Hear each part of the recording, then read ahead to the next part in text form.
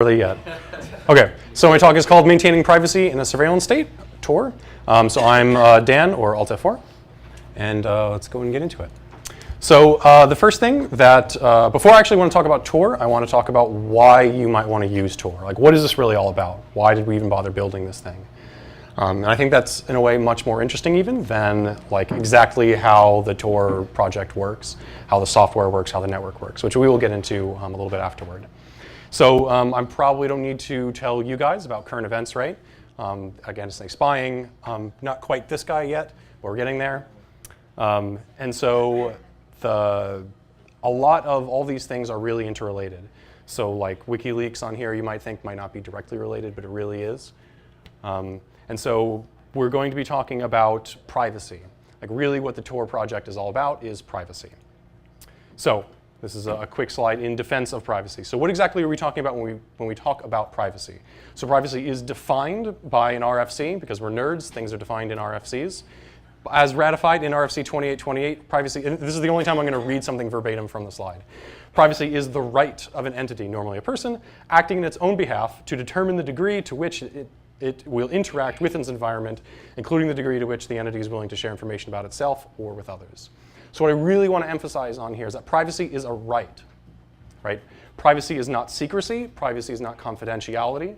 So privacy isn't being a private person. It doesn't necessarily, like we use the phrase in a bunch of really common ways that isn't exactly, strictly speaking, correct, or strictly speaking what we're talking about here, right?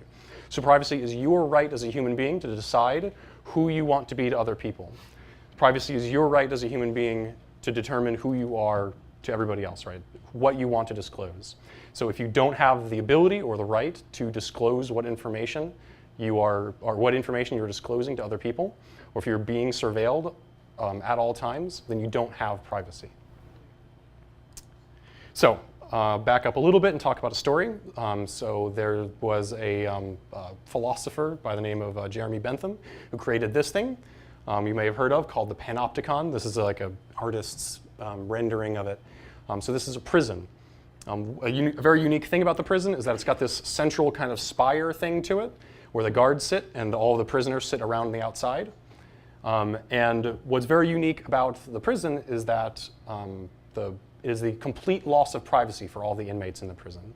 So at any given point in time, the warden may be watching all the inmates, right? But consider the reality of being in the prison is that you've got maybe a handful of prisoners. You've got a handful of wardens, right, in the center of the thing. And you've got hundreds of prisoners around the outside. So the jailers can't be watching all prisoners at all times. There's just not enough manpower to do that. That's not the point of the prison, is to be constantly watching everything that the prisoners do at all times, right? The point of it is that the threat is there at all times. That their privacy has been taken away, meaning their right to be able to disclose information has been completely stripped from them. That they no longer have that power. At any given point in time, the warden may be watching them, and they don't have any idea when that's happening, right? And so Jeremy Bentham described this as a new mode of obtaining power of mind over mind in a quantity hitherto without example. So I broke my rule, I read another thing verbatim. So whether you realize it or not, we are in the Panopticon, right? We are living in a prison where you no longer have the ability to disclose information at your own whim. That is just being surveilled. It's being taken from you. So how do we, as the prisoners, take it back? So another thing I want to talk about is that it's really easy when you're talking about this sort of thing to sound like a crazy person. That you're the tinfoil hattist in the room, right? That like, you're not going to take me seriously because it's really hard to talk about these topics without bringing up 1984. But just like, this is Big Brother, and like, it's almost like anytime that you talk about like Hitler, it's like this person is literally Hitler. Like your argument has just been shot down, right? Like, because that's just not a real thing. So I want to convince you of the fact that this stuff really is actually important to people that are civil rights activists and people in places like Iran or in China. It's really, really important to people like gay rights activists in places like Uganda. It's really important to people like WikiLeaks, right? But those are still people at the edges, right? That's not you. You've got a job. You work 9 to 5 in the United States, right? You're not Julian Assange. You're not that civil rights activist. So why should you care? And so that's also something that I want to convince you of, right? So maybe you're not necessarily those people who, like, your life is literally on the line about whether you're able to maintain your privacy. Because those people, right? And we work with those people, but maybe you're not that person. But you are a person who cares about rights. And so maybe that's why you're here, right? Because you're the sort of person who cares about rights. So I would maintain that privacy is not necessarily, unfortunately a right afforded under the Bill of Rights in the United States, which I would assert is a mistake by the founding fathers, because privacy in the 1700s came from your walls, right? Like if you were in a building by yourself, you kind of had privacy, right? Whereas that's not necessarily true today. So you don't have an explicit right to privacy laid out in this document. But it is necessarily a precondition to the other rights, right? Without the right to disclose information at your own discretion, then how can you possibly have the First Amendment right to free expression? Without the right to be able to disclose information freely, how can you possibly have your Fourth Amendment right? Like against searches and seizures, that you're being surveilled all the time. You've lost that right if that's the case. The same thing with Fifth and Sixth rights, right? Your right to fair trials. If the government is just surveilling you constantly, how can you possibly have a fair trial? And maybe the third, I don't know, maybe if you really don't like people being quartered inside of your house. All right, so now we're going to actually talk about Tor. Tor is a V-onion router. That's what the acronym stands for. People that know Tor know that it's always a capital case T, lowercase OR. Even though it's an acronym. So it's called Tor the Onion Router because it layers encryption like an onion, as we'll see in a little bit here. So it enables privacy. So even if you're living in the panopticon, this will let you have privacy, even if you're being surveilled. So it defeats for surveillance, but how? So now we're going to talk a little bit about the how, the more technical, geeky part of this. So this is what a normal web browsing looks like in a kind of stylized sort of way, right? Here's you, and you're going to talk out over the internet to this person. So you're going to want to get some cute cats with pictures on, with captions on them, of course. So you're going to talk directly out to that target, and probably not encrypted. So this is just going out over the internet, and so you can have this guy surveilling your internet traffic. So what can we do about this? Oh, this is like normal browsing number one. So normal web browsing number two. Web browsing number one, that's what I was going to say. So this is Sauron himself, or at least the eye of Sauron. So he's going to be, watching everything that you do. So he's able to spy at any given point in time in the wires. But you might also be talking to this guy, right? This is Saruman. He's not the embodiment of evil. He's not the Dark Lord himself, but he is on their side.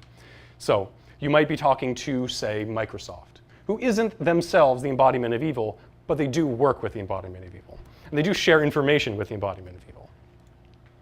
So normal browsing 2 might also look like this. Maybe you're using Skype, which you should under no circumstances use, because it is controlled by Saruman, Microsoft, who then will feed that information to, and you can't make this shit up, a company called Palantir, who's go ahead and search. That's how it's pronounced. Trust me. That's how it's pronounced. Palantir. Do they call it Palantir, or is it you saying, according to Tolkien, it's Palantir? No. Okay. That is how they pronounce it, and people get really anal. Yeah, see, Drew knows this because they're a scary fucking company. Like, go and look up their page, right? First, it's going to take you like 20 minutes from their page to even realize what they do. They do some data mining on a massive level, right? So the thing about Skype and the thing about all of your internet connections, the thing about all of your internet traffic is there's too much for it to go on, right? You're in the panopticon. There's too many prisoners to actually look at you at any given point in time. So they have to divvy it off to companies like this that do data mining, right, on it. And then that's fed off to Sauron, the Lord of Evil. All right, so then you might do something like this using HTTPS, SSL, or TLS, right? You might say, all right, well, I'm going to encrypt my connection out of my house to Reddit. So now you can't. So now the Sauron is going to try to spy on your internet connection, but he can't. It's foiled because it's encrypted.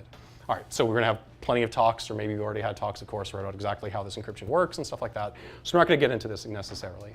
So it's entirely possible to forge a secure connection out to Reddit, so the Dark Lord Sauron can't read your cats. But what he can still read is the fact that you're talking to Reddit, right? Or depending on just how evil the Dark Lord is feeling, then he can bypass the certificate authority system baked into HTTPS, right? So with setting that aside for a moment, assuming that this is actually a secure connection, he can still see that you're talking to Reddit, right? And if you happen to live in a place like China that has a thing called the Great Firewall of China, then exactly who you're talking to really matters. You don't have the right to not have guilt by association, where you can be imprisoned simply from your browsing history, just because you talk to a certain target on the internet. So we don't want this to happen either. We don't want the Dark Lord Sauron to know that we're talking to Reddit. So you might want to think of it a little bit like this scene in The Matrix, right, where all internet traffic sites aren't necessarily evil themselves, but they are all plugged into the system, and they're all potentially agents of the system. That if your website, or if any of the websites that you talk to along the way happen to be residing in the United States, they're all potentially agents of the system who might get subpoenaed by the United States, and you'll never know about this subpoena. So we also have to keep that in mind. So we have to have a very high level of paranoia at this point, right? So how does Tor work? I thought this was a pretty nice way of going about it. So it's a series of proxies that you go through, which is typically 3, sometimes 4 proxies. So in order to talk to Reddit here, we're not going to talk directly to Reddit like we did before. We're going to first go out to a proxy, some onion router. So we're going to pick one at random through a process we're going to talk a little bit more about later. And we're going to forge a secure connection out to him. So we use some TLS certificates to know that we're going to talk exactly to him and only to him. So where's that gotten us, right? We haven't gotten to our final destination. We haven't actually talked to Reddit yet. But the unique thing about this guy is that he's a proxy. You can tell him where you want your next packet to go. You can say, now you have a secure connection to him, and through him, you can talk to somebody else. So who are we going to talk to? Another router. So we're going to find another onion router up here, right? And we're going to forge a new connection tunneled through the old one. So now we've got 2 layers of encryption. So now we've got a secure connection through this guy to that one. And so just like the last time, we can tell him where we want to go next. And where are we going to go next? Another proxy. So we pick a third proxy. We say, all right, now we're going to forge a secure tunnel through that one to him. So we've got 3 layers of encryption out to this guy. And now that we've gotten to here, we've got 3 proxies. And for a reason that'll become more obvious later, I think, now we can connect out to Reddit and get our lolcats. So why do we have this set up? So in order to kind of figure out why we're doing this, we're going to talk a little bit about the attack and defense game here. So privacy and surveillance can be often thought of as a game, right? It's a game with serious consequences, and it's not amateurish. It's not game-like, but it is a game in the sense that it has attackers and defenders, and it has winners and losers. So it's useful to think of it like that. So in order to figure out whether this system is secure, we have to think about attacks. So let's think of some attacks against the system. How, if you were the Dark Lord Sauron, how would you try to surveil the system? How would you try to break the system? And see what kind of defenses that are already baked into this. So attacks on Tor. So here, you might be talking to someplace that is Saruman, right? So you might be talking to someplace that isn't itself secure. You might be visiting a website that you don't trust. So what Tor does, in this case, is there's no way for Saruman, in this instance, to know that it was originally you. All he sees is information. I'm just going to point at my screen like you could see that. You have information coming from the last hop, what is called the exit node in the Tor browser, in the Tor network, rather. So all Saruman is going to see is that there's information coming from Tor, and he can't see anything else, because he can't see all the other traffic. All he can see is information coming from Tor. So he doesn't know that that's you. That's useful. So that use number 1 of Tor is to browse a website or to do anything else on the internet and not have the website that you're talking to know who you are. So you are anonymous to them. You can become selectively anonymous. So one of the other things that Saruman could do is run a Tor relay. So as we'll talk about in a few minutes, I guess, anybody can run a Tor relay, and you're encouraged to. So maybe the bad guys do, and they do. But you can see here that Saruman is going to see 2 things. He's going to see encrypted traffic coming in. He's going to see encrypted traffic coming out. And that's about it, right? He doesn't know who sent the traffic. He doesn't know where the traffic is going to. It's pretty useless from his perspective. So that's handled by the fact that we have a number of these Tor relays. There's not just one. If there was just one relay, right? If we just had one proxy in the center, then what if that proxy was bad? What if he was a bad guy? Well, then that would be a pretty big thing, right? Because he would see where the traffic is coming from. He would see you, and he would see the destination, and then that would be very bad. There'd be a loss of anonymity there. And then lastly, Sauermann could possibly be on the exit node. So this node, the last node, holds a unique position in the network in the sense that he can actually see your unencrypted traffic. So the white thing right here, right, is your regular data, your normal web traffic. So he can see that as it goes out. But the unique thing is that he doesn't see where it's coming from. So he might be able to see, hey, this is a lolcat. It's some picture of Maru or something like that, right? But he doesn't know who sent it. He knows where it's going to, but that's it. So there are some interesting things we can talk about in terms of Tor exit nodes. There's a lot of consequences, perhaps. Like if you run a Tor exit node, then if somebody sends child pornography through the Tor network, then they're going to be sending it through your computer. And so you might start getting legal threats. But there are necessarily defenses against that. So go to the next thing. Oh, yes, question. Routers, they're not keeping logs. They're not keeping. Yeah. I mean, so 'cause otherwise, I could forensic my way back across those routers and look at the logs. quite right. Yeah. So by default, when you run a Tor router, it's not going to keep any logs of anything, right? So if you get subpoenaed, like if the FBI busts down your door and takes your node, it's not really going to have anything on it. Or if you get subpoenaed, you have nothing to show for it, right? That's by design. Now, if an attacker wants to change that and put the yes, keep lots of logs flags, which the NSA does, then that's why we have to consider this, right? So if you're worried about, well, am I worried about logs for the purposes of law enforcement busting down my door, then that's not really a problem. If it's a problem of like maybe Sauermann is trying to keep logs, then there's no way to prevent him from doing that, right? Okay, let's go through. So exit node threat, right? So he can see plain text data. So an important thing to know when you're using Tor is to not identify yourself. There is somebody at the end, including the final website, right, that you're talking to, right, that can see your traffic. And so if you go through all this trouble, you encrypt all of your traffic, you go through Tor, and then you say, hi, my name is Dan Petro, right? Well, then you're screwed. Like, you just gave it away. Like, don't say that, right? Or if you log into Facebook through Tor, well, now Facebook knows who you are. So don't do those sorts of things, right? Like, there's nothing to prevent that. There's nothing that can prevent you from giving away your anonymity willingly. So keep that in mind, like using your name or sending images with GPS data, right? Or browser header identification is something you should really look into if you haven't heard about that. So layers on layers. So one thing that you can do against that is to use end-to-end encryption on top of all this.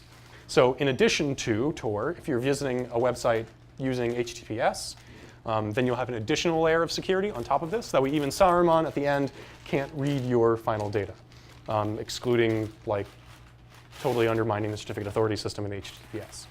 So setting that aside.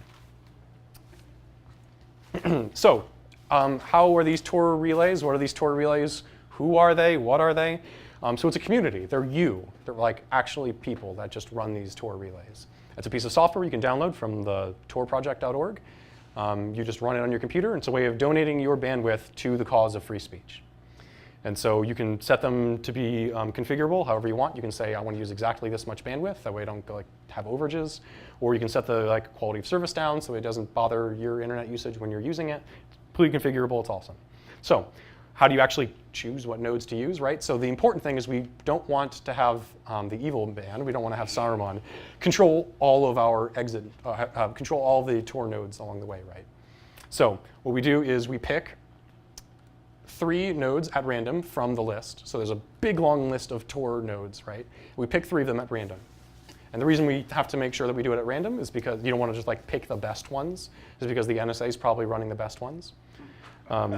So you want to make sure that they're picked at random, but you don't want to get horrible nodes. So there's some trade-offs there, right? So you want to make sure that you're picking things at random. That way you're very unlikely to get 3 nodes that are all owned by the NSA. I mean Sauermann. Or maybe, no, that's right. Sauermann was Microsoft. So I don't know. I'm losing my analogies here. So some more attacks on Tor. This one is, I forget what's the next slide. Oh yeah, so suppose that the Dark Lord Sauron is trying to spy on a bunch of connections in the center, right? So you might think of the following, right? Think of these as pipes or something. And so if you have a lolcat coming out this way, he might notice that there's a lolcat that comes this way and has exactly some certain size. And then a moment later, a lolcat comes out the other direction. So you might figure, aha, like I can follow the traffic, even though it's encrypted, even though we can't read it. Maybe you can just do some traffic analysis, it's called. So traffic analysis.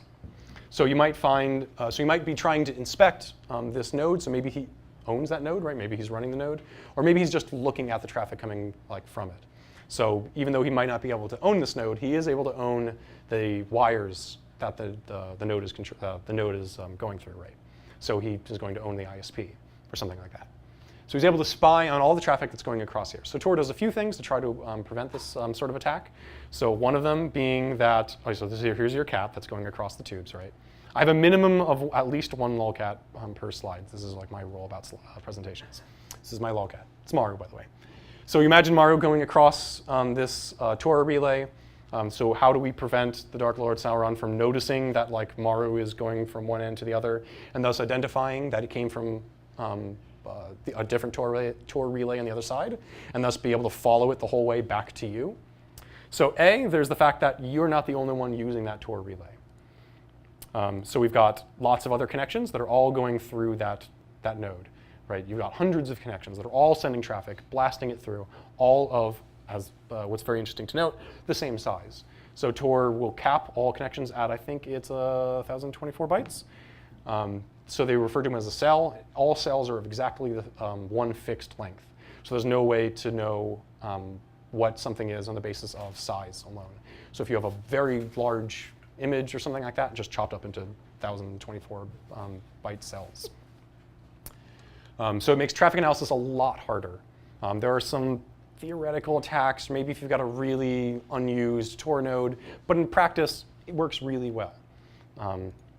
So Sauron is confused in this case. That's the question mark. So you can download Tor at the torproject.org.